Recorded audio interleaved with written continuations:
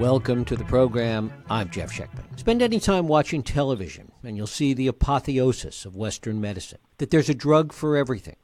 No question, we live in a pharmaceutical culture where every pain, ache, and known and unknown disease has its own pill. It is not only in the physical realm, though. In the area of mental health, depression and anxiety have become a kind of hedge fund for the drug companies. And while we see the occasional pushback to this Western model of drug care, we don't usually see it in the mental health field, as psychiatrists push more and more antidepressants. My guest, distinguished journalist Johann Hari, thinks that there's a better way, and he set out to prove it in his new book, Lost Connections. Johann Hari is the New York Times best-selling author of Chasing the Scream. He was twice named Newspaper Journalist of the Year by Amnesty International. He's written for the New York Times, the Los Angeles Times, and other publications, and he's a regular panelist on HBO's Real Time with Bill Maher. It is my pleasure to welcome Johann Hari here to talk about Lost Connections, uncovering the real causes of depression and the unexpected solutions. Johann, thanks so much for joining us. Hey, Jeff. Really good to be with you. It's great to have you here. I want to talk, first of all, about your own personal experience, because really much of this work and much of your quest came out of what you had experienced yourself, literally from the time you were a young man. Yeah, and I think so I was really driven by these two kind of mysteries. The first mystery is I'm 39 years old. Every year that I've been alive, depression and anxiety have increased across the Western world. And I wanted to know what's going on here. Why is this happening? And I wanted to know for a very personal reason. As you say, since I was a kid, I had experienced quite acute sense of pain bleeding out of me that I couldn't control or regulate. When I was a teenager, I went to my doctor and I'd explained I had this sensation. I was very ashamed of it. And my doctor told me an exclusively biological story. My doctor said, well, we know why people feel this way. There's a chemical called serotonin in people's brains. Some people are naturally lacking it. You're clearly one of them. All we need to do is give you these drugs and you'll feel better. And when I started taking the drug, it's a drug called Paxil, I felt a really significant boost for a few months. And then within a couple of months, this sense of pain was starting to come back. I went back to the doctor. He said, I didn't give you a high enough dose, gave me a higher dose. I took a higher dose. Again, I felt better. Again, the sense of pain came back. And I was really in that cycle until for 13 years, I was taking the maximum possible dose of this drug, gaining a lot of weight, experiencing all sorts of disconcerting side effects. And at the end of it, I was still depressed. So I wanted to understand why it was happening to me, why it was happening to so many other people. So I ended up, for Lost Connections, going on this big journey over 40,000 miles. And I wanted to interview the leading experts in the world on what causes depression and anxiety and what solves them, and people who had very different perspectives. And I think the main thing I learned is, until I went to my doctor when I was a teenager, I thought my depression was all in my head, meaning I was just being weak, I needed to man up. And then the next 13 years, I thought it was all in my head, meaning, it was just a chemical imbalance in my brain. But what I learned is there are real biological factors that can make you more vulnerable to this. But I learned, in fact, there are 9 causes of depression and anxiety for which there's scientific evidence. 2 of them are biological, but 7 of them are in the way we're living. The main causes, the drivers of this epidemic, are not largely in our heads. They're in the way we're living, and that opens up very different solutions which should be offered to people alongside chemical antidepressants. Explain how you began to uncover this, like peeling the layers of the proverbial onion, that as you started to talk to people, as you went on this quest, that you began to realize that there was something else going on here, particularly as it relates to the way we live today. Yeah, there were so many places that unlocked it for me. There was one moment, I learned a lot from so many experts. There were key moments when things kind of fell into place for me emotionally. I went to interview a South African psychiatrist called Dr. Derek Summerfield. And Derek happened to be in Cambodia when chemical antidepressants were first introduced in Cambodia. And the local doctors didn't know what they were. They'd never heard of them. So he explained. And they said to him, oh, we don't need antidepressants. We've already got them. And he said, what do you mean? He thought they were going to talk about some kind of herbal remedy or something. Instead, they told him a story. There was a farmer in their community who one day had stood on a landmine and got his leg blown off. So they gave him an artificial limb, and he went back to work in the rice fields. But apparently it's super painful to work underwater when you've got an artificial limb. And for obvious reasons, it was traumatic. He started crying all day, didn't want to get out of bed, classic depression. They said to Derek, we gave him an antidepressant. He said, what was it? They said that they went and sat with him. They listened to him. They realized that his pain made sense. They figured if they bought him a cow, he could become a dairy farmer. He wouldn't have to be in these fields where he was in such pain and so traumatized. They bought him a cow. Within a month, he stopped crying. He was fine. They said to Derek, so that cow, that was an antidepressant, right? Now, if you've been raised to think about depression the way we have, that sounds like a joke, right?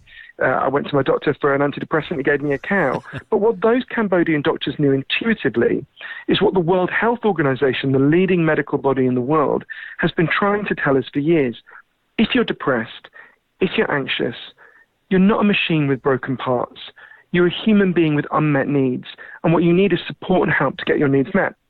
So what I was trying to think about is what is the cow for the problems that are causing our epidemics of depression and anxiety? That was really the journey I went on. Was there an argument to be made that the reality of modernity in life today was exacerbating some of these chemical imbalances, and was that a path that could have been led down at some point?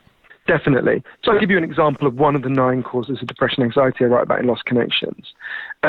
We are the loneliest society there has ever been. There's a study that asked Americans, how many close friends do you have who you can call on in a crisis? And when they started doing it years ago, the most common answer was 5. Today, the most common answer is none. There are more people who have nobody to turn to than any other option. And Professor John Cacioppo at the University of Chicago is one of the experts I interviewed a lot. Sadly, he died last week. It's a real loss. And he explained to me, he had shown in his science that loneliness causes depression. In fact, being acutely lonely is more stressful than being punched in the face by a stranger. And he explained, think about the circumstances where we evolved. Why are you and I alive? We're alive for one key reason. Our ancestors on the savannas of Africa were really good at one thing. They were really good at banding together in tribes and cooperating. They weren't bigger than the animals they took down. They weren't faster than the animals they took down. They were a lot better at banding together in tribes. Every instinct we have is to be together in a tribe, just like bees need a hive. And we are the first humans ever to try to live without tribes, and it's making us really unhappy. And I want to think, well, what is the antidepressant for that? And one of the heroes of Lost Connections is I go through many different kinds of antidepressant, and I tell the story of an amazing doctor called Sam Everington. So as you can tell from my weird Downton Abbey accent, I'm British, although most of the research about the book is about the US. So Sam Everington is a doctor in East London, one of the poorest parts of London, and he was really uncomfortable. Like me, he's not opposed to chemical antidepressants, but he was giving them out, and he could just see they were giving some relief to some people, but they weren't solving the reasons why they were depressed and anxious in the first place. He decided to pioneer a different approach. A woman came to him who I got to know well, called Lisa Cunningham.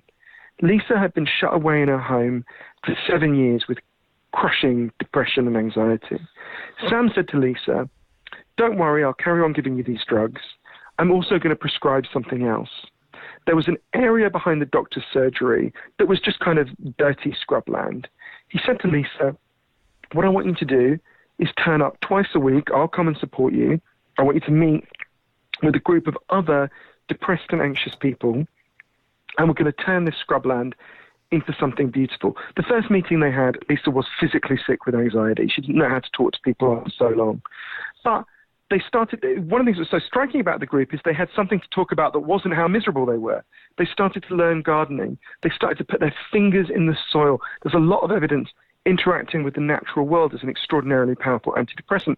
They formed a tribe. They got to know each other. They did what human beings do when they form tribes. They started to solve each other's problems. One of the people in the program was sleeping on the public bus. Everyone else was outraged. They started pressuring the local authority. They got him a home. It was the first time they'd done something for someone else in a long time, and it made them feel really good. As Lisa put it to me, as the garden began to bloom, we began to bloom. There was a study in Norway of a very similar program that found it was more than twice as effective as chemical antidepressants. Everywhere I went in the world, from Sydney to San Francisco to Sao Paulo, I saw this. The most effective ways of dealing with depression and anxiety are the ones that are dealing with these deeper underlying reasons why we feel so bad. Now, a lot of those problems are caused by, I would say, kind of extreme forms of modernity, but I wouldn't want to go too far. It's not like Lisa still lives in the modern world, right? She hasn't gone to become a hunter-gatherer in the Amazon rainforest. She's still living in the modern world, but it was dealing with one of the kind of ails that modernity seems to have brought to so many of us.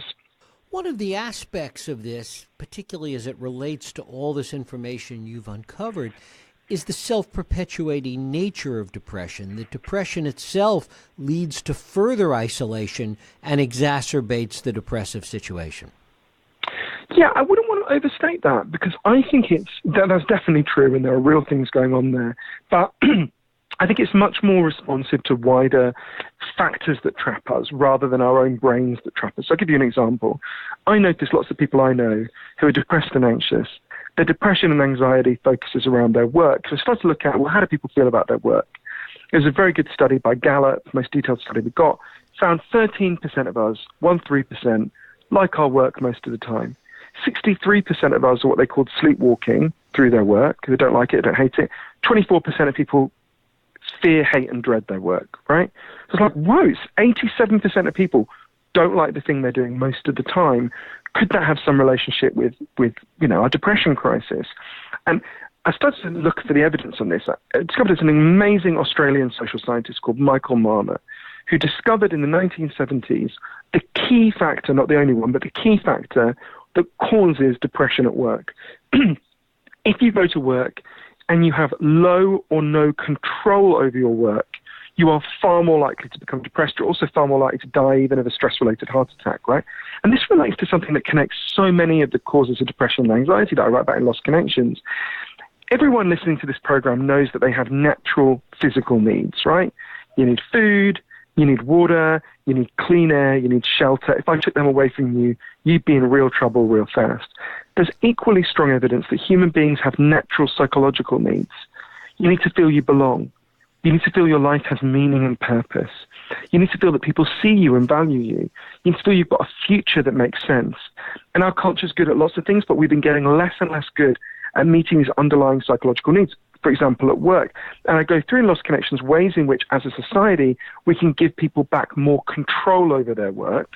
And that is a really powerful antidepressant. The scary part about all of this is that so many societal elements today seem to be moving in exactly the counter direction to what is helpful to this. There seems to be greater isolation, concern about work, particularly as more and more artificial intelligence takes over more jobs. The evidence in terms of what's actually happening from a societal point of view is pretty scary when one looks at this paradigm for depression and anxiety. We're facing big challenges, and these causes are deep. But, one of the reasons I'm very optimistic about this is I'm a gay man, right? In the book, I tell the story of a friend of mine called Andrew Sullivan. Andrew was diagnosed as HIV positive in 1994. His first thought was, I deserve this, because he'd been raised in such a homophobic culture. And Andrew decided to do what he thought would be the last thing he'd ever do. He went to Provincetown in Cape Cod, and he wrote a book about an idea that he thought was completely crazy and utopian, but maybe generations down the line, someone will pick this up, right? The idea he wrote the first book about ever was gay marriage. And when I get depressed about this, and I have the thought that you just said, which I do have sometimes, I try to imagine going back in time to 1994 and saying to Andrew, okay, you're not going to believe me. 26 years from now, A, you're going to be alive. Good news. B, you're going to be married to a man. C, the Supreme Court of the United States is going to quote this book that you're writing now in its finding, making it mandatory for every state to introduce gay marriage. And I'll be with you when the next day you are invited to the White House by the President of the United States.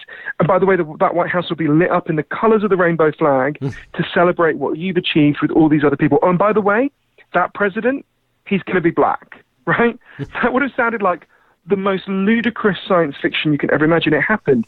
It happened because enough people banded together, appealed to the love and compassion of other human beings, and didn't give up, right? And I think that one of the things, you're right that a lot of these trends, not all of them, but a lot of them are going, and I talk about some causes of depression and anxiety, like childhood trauma, where I actually think we're moving in a more positive direction. But a lot of the causes I write about that are driving up depression and anxiety are increasing. It's one of the reasons why average white male life expectancy has decreased in the United States for the first time since the Civil War, because of these deaths of despair, things like suicide, opioid overdose, and so on. But it doesn't have to be that way. And the fact that all the alarm bells are going off, the fact that the crisis is so great, in one sense at least means that it's hard for anyone to deny this is a deep underlying crisis that needs more than just more people to be drugged. Now, chemical antidepressants play some positive role for some people. Lost Connections is very much about expanding the menu of options available to people. I don't want to take anything off the menu, but we just got to be honest. The last 30 years, we've had a growing depression crisis. Every year we've prescribed more drugs, and every year the crisis has continued to grow. There is something deeper going on here that is driving this deep unhappiness that's driving the depression crisis, the addiction crisis, I think the political crisis in many ways. And we've got to deal with these deeper causes, which is about reconnecting. I think back to that story about the cow.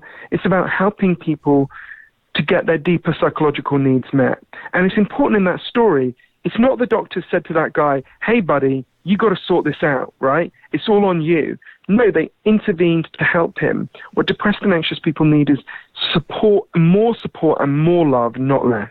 In the past, you've written extensively, and you did a very well-received TED Talk about the subject of addiction. Talk a little bit about how your work in understanding that help in setting some of the framework for what you're writing about now.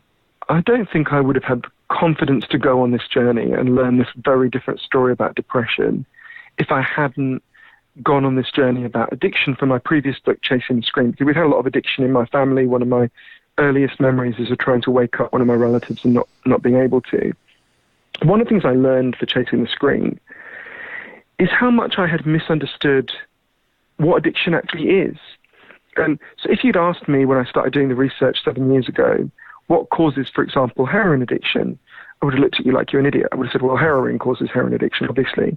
We've been told this story about addiction for 100 years, that, if we kidnapped 20 people off the street outside your studio and we injected them all with heroin every day for a month, they'd all be heroin addicts for a simple reason that there are chemical hooks in heroin their bodies would start to desperately kind of physically crave, and that's what addiction is. But actually I learned that while this chemical hooks are real, they're actually a quite small part of the picture. One of the people I learned this from was an extraordinary man called Professor Bruce Alexander in Vancouver, who did this really important experiment. So this idea we have that addiction is caused just by the chemical hooks comes from a series of experiments that were done earlier in the 20th century. Your listeners can try them at home if they feel a bit sadistic. You take a rat, you put it in a cage, and you give it 2 water bottles. One is just water, the other is water laced with either heroin or cocaine. If you do that, the rat will almost always prefer the drugged water and almost always die within a few weeks, right? So there you go, that's our story, that's where it comes from. But in the 70s, Professor Alexander looked at this and said, well, hang on a minute. You're putting the rat alone in an empty cage where it's got nothing to do except drink this drugged water, right? What would happen if we did this differently? So he built a cage called Rat Park, which is basically heaven for rats. They've got loads of friends, they've got loads of cheese, they've got loads of coloured balls, they can have loads of sex. Anything a rat wants in life, they've got in Rat Park. And what's fascinating is they've, of course, got both the water bottles in Rat Park, the normal water and the drugged water. But this is the fascinating thing. In Rat Park, they don't like the drugged water. They don't use it very much. None of them ever used it compulsively. None of them ever overdosed. There's lots of human examples I can talk about this, but what this shows is when rats have the things that make life meaningful to rats, they don't want to anesthetize themselves all the time. The opposite of addiction is not sobriety. The opposite of addiction is connection. And I don't think I would have had, I was very committed to the idea that my depression was just a chemical imbalance in your brain. Because when you have a story about your pain and your distress, even if that story doesn't work very well, it structures how you think about the world. It's like it's like your depression is like a wild animal, and at least it puts a leash on the wild animal. You know where it is, right? You feel you've got some understanding of it. And I really felt like at the start of this journey, when I started researching this, like it was very threatening. Like it was like letting this animal off the leash to adjust to my story, to realize while the biological factors are very real, and I write about them in Lost Connections, they are not the biggest drivers of why we have this epidemic of depression and anxiety. But I think it was precisely because what I learned about addiction for Chasing the Scream, and I write about more in Lost Connections, I realized once you change the story, it opens up a different set of solutions. So, for example, Portugal had a massive drug problem. 1% of the population was addicted to heroin in the year 2000. I spent a load of time there because what happened is they decided in wake of this, and having learned about Rat Park and all the other evidence, they decriminalized all drugs. They took all the money they used to spend on screwing up the lives of people with addiction problems by arresting them, shaming them, punishing them, stigmatizing them, jailing them, and they spent all that money instead on turning their lives around.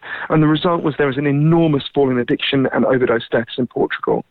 So, again, it was seeing, if you change the story to a more truthful and complex story, that opens up a different set of solutions. So really with Lost Connections, when I talk about these 9 causes of depression and anxiety for which I could find scientific evidence, that opens up kind of very different kinds of antidepressants, which not just chemical antidepressants, but interventions that really reduce depression and anxiety that I learned evidence for all over the world.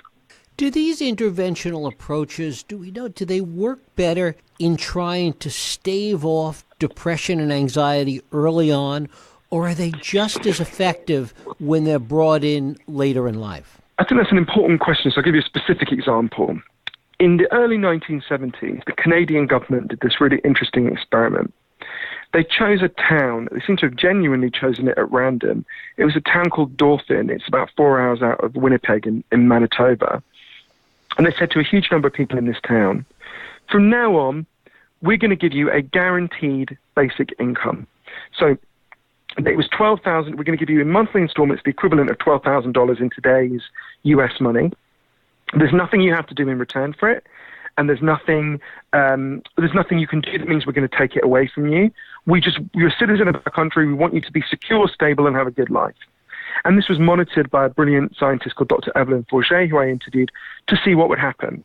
And loads of interesting things happened. But to me, the most important was that it was done for 3 years. There was a massive fall in depression, anxiety, and other mental health problems. Depression and anxiety that was so severe that people had to be shut away in hospitals fell by 9%, right, in just 3 years. Remarkable fall.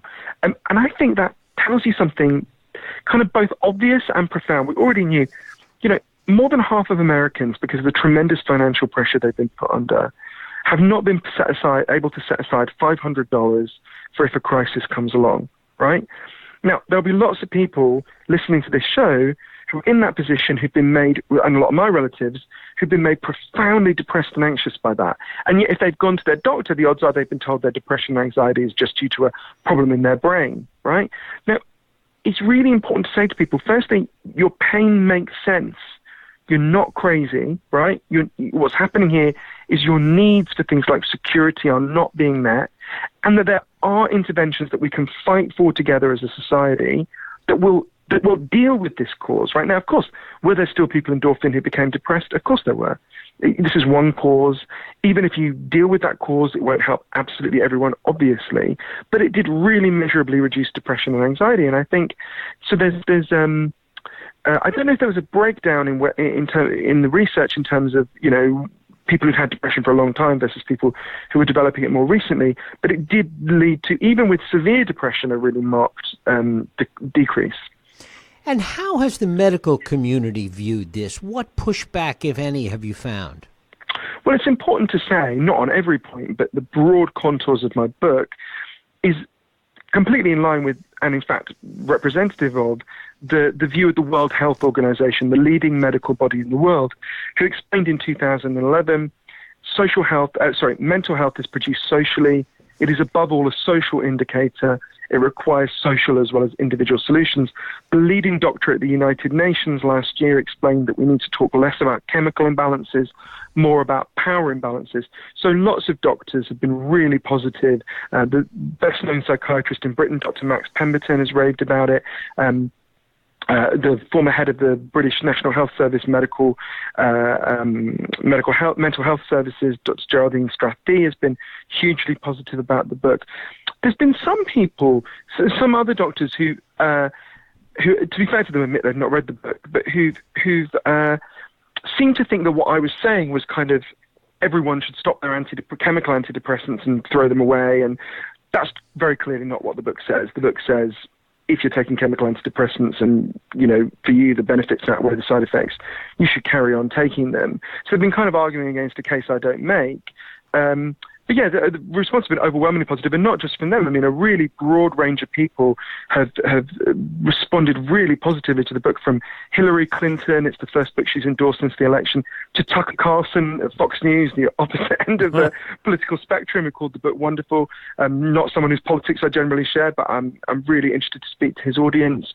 To people like Glenn Greenwald, the Pulitzer Prize-winning journalist, Elton John, Russell Brand. So I've been really thrilled. And I think that's because people can sense there's something not right in what we've been saying and doing about depression up to now. It's not that the things we've been doing are necessarily bad.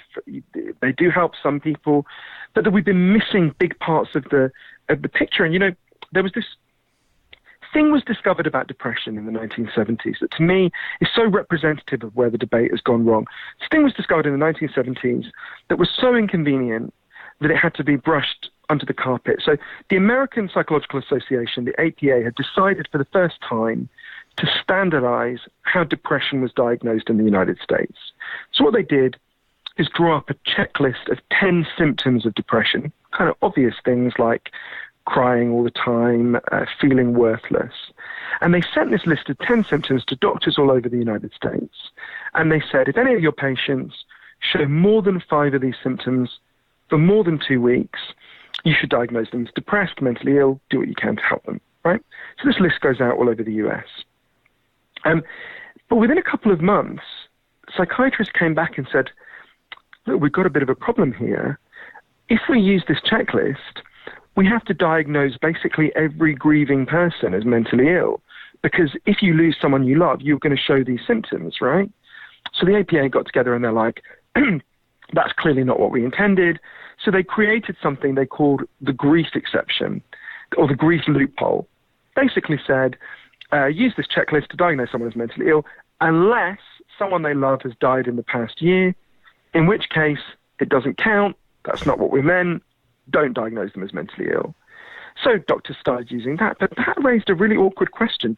Some doctors started to come back and say, well, hang on a minute, you've told us, we're meant to tell our patients that depression is just a brain disease that you identify on a checklist, except in one unique situation in life when actually you're not crazy if you feel this way. But why is someone you love dying the only circumstance where that's true? What about if you've lost your job? What about if you've lost your home? What about if you're stuck in a job you hate for the next 40 years, right? Mm-hmm. Suddenly, the loophole meant that you had to think about the context of the person's life, the social forces that were playing out in the person's life. And as one of the leading experts on this, Professor Johann Hari said to me, the system just isn't designed for that, right? If you were going to start doing that, you'd have to have a whole system overhaul. So the APA just got rid of the grief exception. Doesn't exist anymore. So now if your child dies, you can be diagnosed really rapidly as mentally ill as you carry on crying, 9% of grieving parents are diagnosed and drugged in the first 48 hours after their child dies. And I think that tells you something really profound about how we don't understand pain and suffering in this culture. If someone you love dies and you're grieving, that's not a pathology, that's not a sign of craziness. You're grieving for a very good reason, right? You love them and they're gone. In a similar way, depression is not a pathology, right? And depression is a sign that your deeper needs as a human being are not being met. It's a kind of grief for your own life.